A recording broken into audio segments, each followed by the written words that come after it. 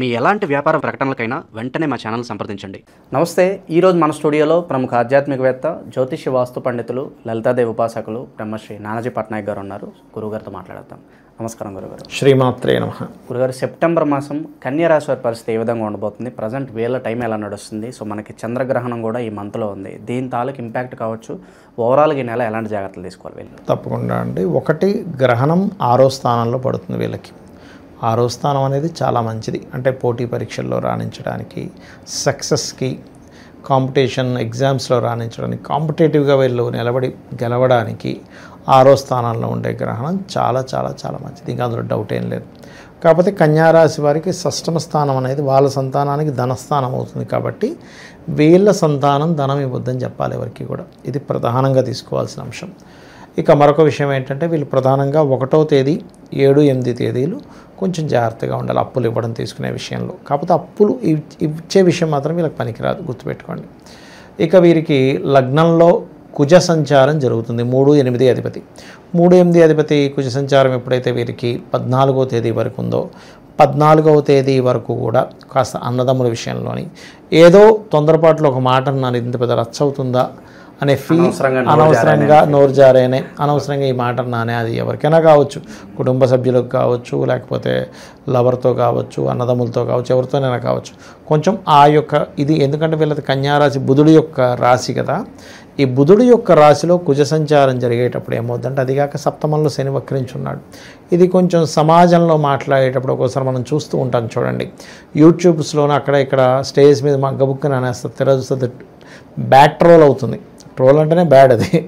Okay, so అది కొంచెం చూసుకొని మాట్లాడాలి. లగ్నంలో పాపి ఉన్నాడు, అదొకటి. కొంచెం వాహనం మీద షార్ట్ జర్నీస్లోనే కొంచెం ఫాస్ట్గా వెళ్ళిపోతుంటాం. ఈ విషయాలు పర్టికులర్గా వీళ్ళు జాగ్రత్త పడాలి. వీళ్ళకి ఎప్పుడైతే 14వ తేదీ మారిపోతుందో 2లోకి వెళ్ళిపోతాడు కుజుడు. సో 2లోకి వెళ్ళినప్పుడు మంచిదేనా అంటే, ఇక్కడ కొంచెం కుటుంబ స్థానాన్ని మనీ ఇచ్చే విషయంలోని, లేకపోతే ఎవరో మ్యారేజ్ బ్యూరోస్ కొంతమంది చూడండి, మీకు డబ్బులు కట్టండి మేము చూపిస్తామంటారు, తర్వాత వాళ్ళు ఫోన్లు ఎత్తరు, ఇలాంటివి కొంచెం ఉంటాయి ఈ వ్యాపారాల్లో. ఎందుకంటే తులారాశిలోకి వెళ్తున్న కుజుడు కదా. సో ఒక్కోసారి ఎలా అవుతుందంటే, తులారాశిలోకి అష్టమాధిపతి వచ్చినప్పుడు 2nd హౌస్లోకి ఎవరో ఏదో ఆశ చూపిస్తారు. ఏమంటే మీకు ఎందుకు 1,00,000 కట్టండి, నెలకు 40,000 వస్తాయంటాడు. ఫస్ట్ ఒక నెల చూపిస్తాడు, ఇంకేంటి వస్తున్నాయి కదా, వీళ్ళు 10 లక్షలు కడతాడు. అలాంటి ఈజీ మనీ, ఎందుకంటే 8th house is easy money.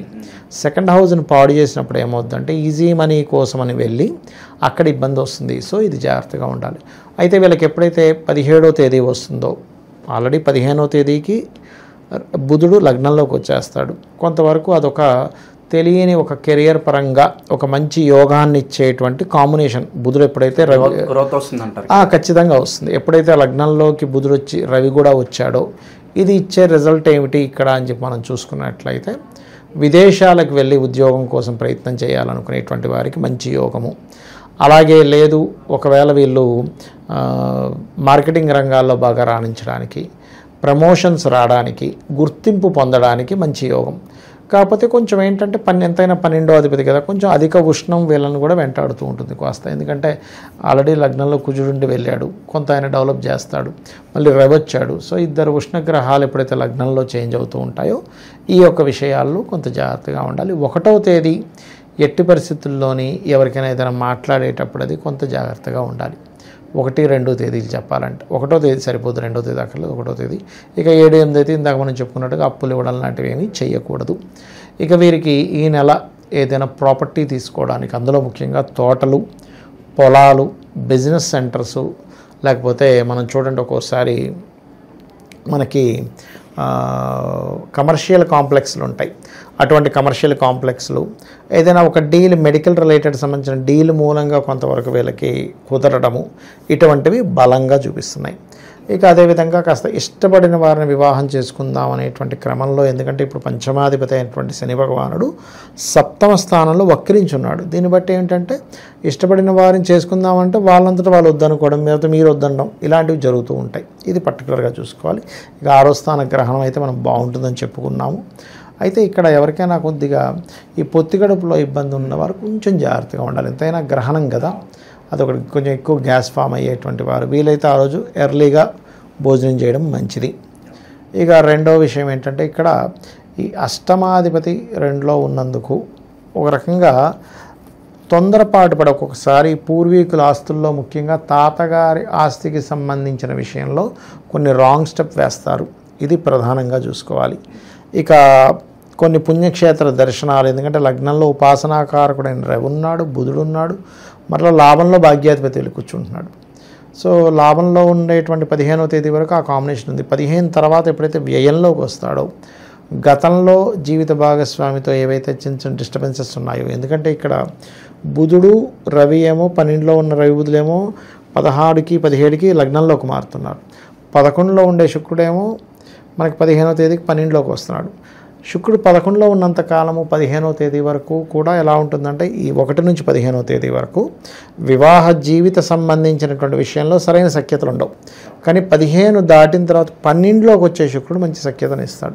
అంటే కొంచెం గతంలో ఏవో గొడవలు అయ్యాయండి, కానీ ఇప్పుడు నేను సర్దుకోవడానికి ఎప్పుడు వెళ్ళొచ్చు అంటే శుక్రుడు 12లోకి వచ్చాక వెళ్ళడం ఉత్తమం.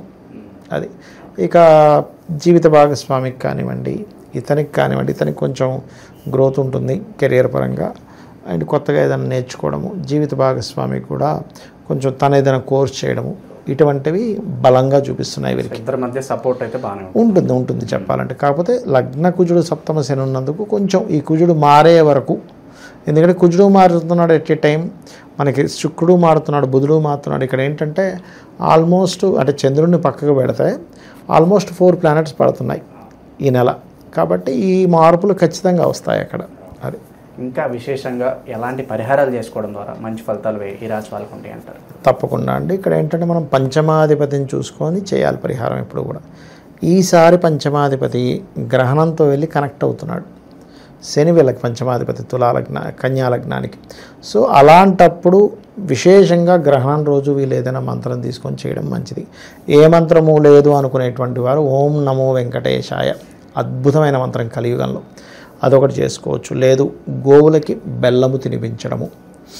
ఇంకా వీలైతే కనుక శని సప్తమంలో ఉండి కొంచెం మాకు వివాహ సంబంధించిన విషయంలోనే శాటర్న్ సప్తమంలో ఉండడం వల్ల ఇబ్బంది అవుతుందండి అని అనుకుంటే కనుక ఓం అనాకలిత సాదృశ్య చుబుక శ్రీ విరాజితాయ నమః.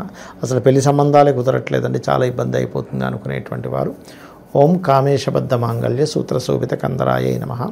అలాగే స్ట్రెస్ ఎక్కువగా ఉంది, లగ్నంలో ఉంది అనుకునేటువంటి వారు కుజుడు ఓం కనకాంగదకే యూరకమనయ్య భుజాన్విత, లేకపోతే ఎర్రటి పుష్పాలని సుబ్రహ్మణ్యేశ్వర స్వామికి ఆరాధన చేయడం చేస్తే సరిపోతుంది. ఇంకోటి ఏంటంటే చాలామంది ఈ లగ్నంలో కుజుడు సప్తమంలో శని ఉన్నప్పుడు చాలా అద్భుతంగా పనిచేసిన రెమెడీ ఏమిటి అంటే వీళ్ళు దీక్ష తీసుకుంటే చాలా మంచిది. ఎందుకంటే కుజుడు స్ట్రెస్ కారకుడు, శని దృష్టి ఉంది. అలాంటప్పుడు మనకి ఈ టైంలో యాక్చువల్గా కొంత దీక్షలు కూడా ప్రారంభించే సమయం స్టార్ట్ అవుతుంది. సో అయ్యప్ప స్వామి దీక్షలు లాంటివి, హనుమాన్ దీక్షలు లాంటివి చేయడము, వీలైతే గోశాలలకు వెళ్ళి గోవులకి క్యారెట్స్ బెల్లం లాంటివి తినిపించడము.